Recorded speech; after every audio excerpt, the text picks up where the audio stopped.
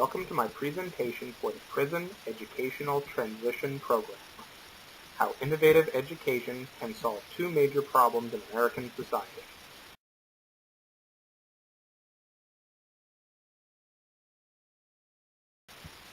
In America, we are facing two major crises that affect our productivity, national debt, and social well-being. The first is a failing criminal justice system that is too expensive and highly inefficient.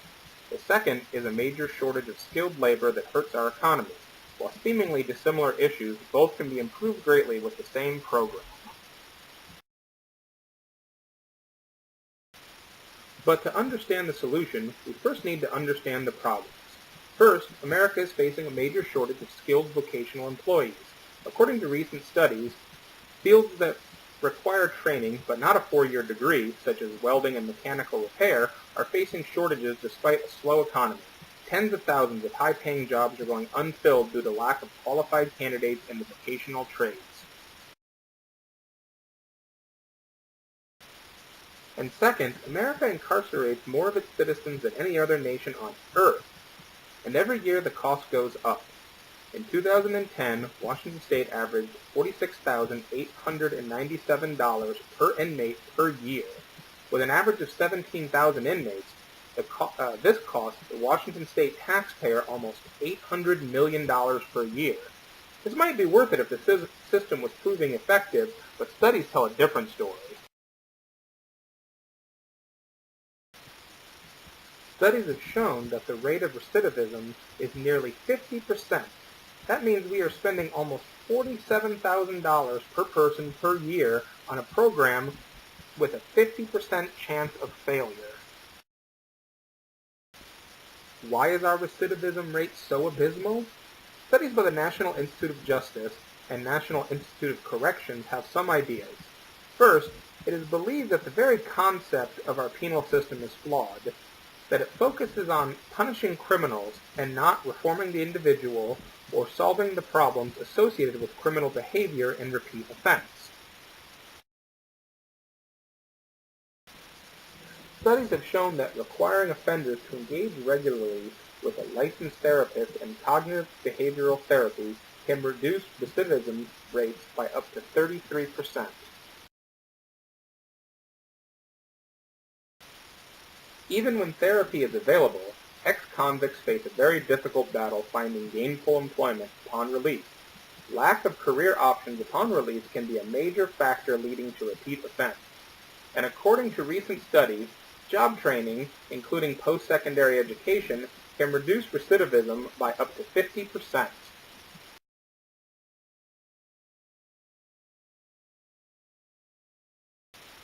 So that brings us to the heart of the proposal.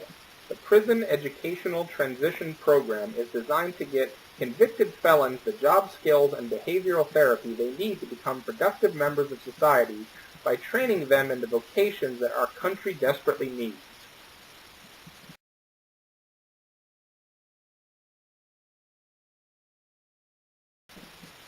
Beginning with a pilot program in Whatcom County, we will work with local and state court systems to identify first-time, non-violent offenders who have the education necessary to transition easily into vocational training. This means offenders who already have a high school diploma or are educated enough to obtain a GED with minimal extra educational assistance.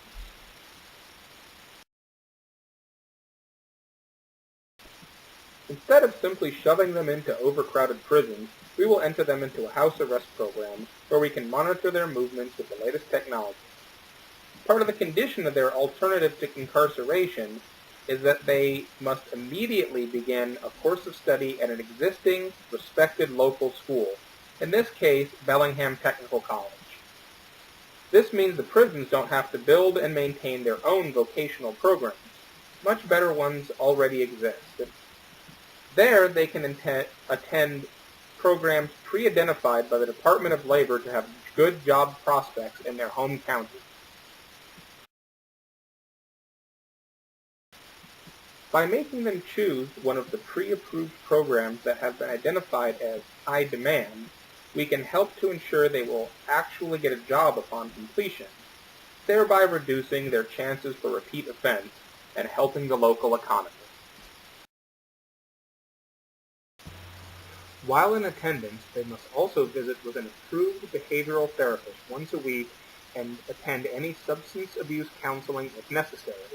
This will help them to overcome any behavioral patterns that may have led to their original incarceration and deal with issues that might lead to repeat behavior. As stated before, therapy has been shown to reduce recidivism by as much as 1/3.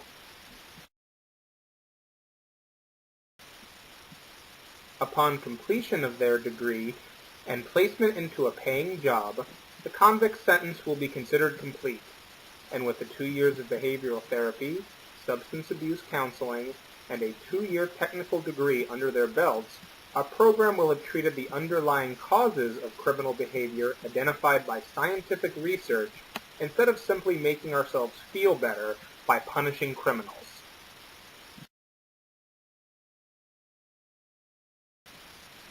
But wait, you might be thinking, this sounds really expensive. Aren't our budgets stretched thin enough as it is? As it turns out, with the savings from house arrest and the lower rates of repeat incarcerations, the program should actually cut costs significantly.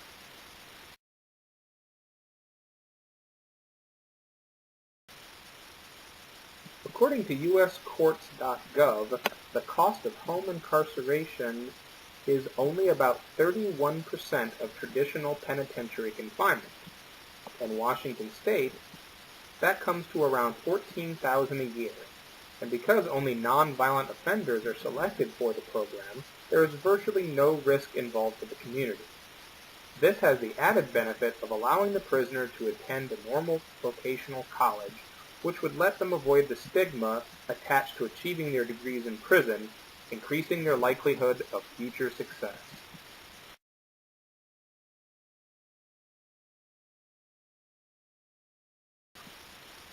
According to Bellingham Technical College, the average cost of full-time study, including tuition, books, and other supplies, is about $5,400 per year. And remember, these would only be programs identified by the Department of Labor as high-demand careers. That means professions where there are plenty of jobs, but there just aren't enough trained professionals to fill the needs.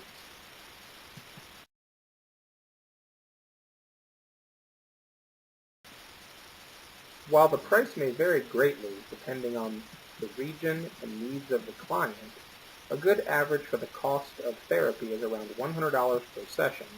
This means the average cost of weekly therapy would be $5,200 per year if private practice therapists are used. That cost might come down if full-time, state-appointed therapists become available.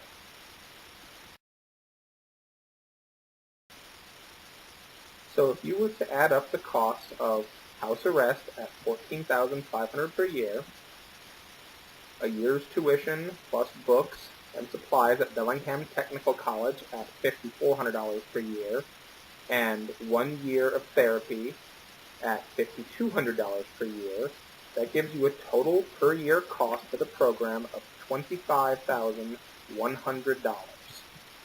That is $21,797 less per year than the cost of incarceration in a Washington state prison.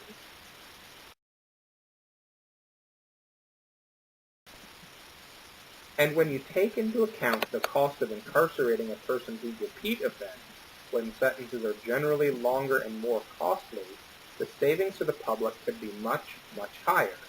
Participants who are successfully reformed by the PET program wouldn't require extra years of incarceration at full cost, so final savings could theoretically be in the hundreds of thousands. Also, instead of being a burden to the state, those reformed would now be taxpayers contributing to the Washington state tax revenue instead of draining it.